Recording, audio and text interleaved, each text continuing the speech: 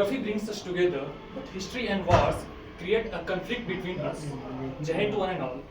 The topic for my lecturette is India and China relationship. Starting from the history, so there was a time during Indian independence when the condition of India and China were more ever similar. Both were dealing with the poverty and underemployment. But in today's scenario, we can see that the China has control over various things and it is a nearly developed country, while India it is underdeveloped country and still facing with the upcoming challenges like unemployment, energy security, infrastructure problem and various other things. Starting with the common interest of India and China. The first thing is gaining power in the international and Western world. India and China both are the member of BRICS: Brazil, Russia, India, China, and South Africa.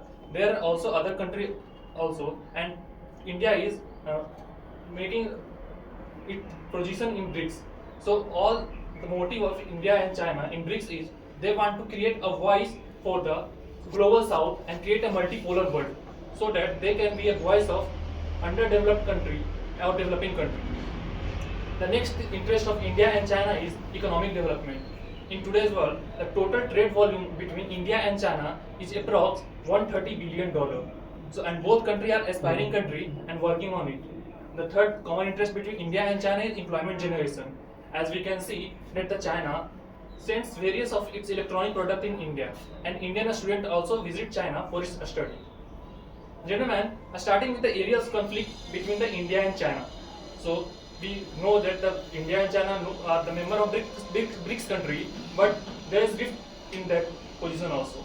We also know we are focusing on de-dollarization in BRICS, but we can see that the China currency yuan is gaining its space in the BRICS country. But if I say about if we support de-dollarization now, then our currency has not that much value.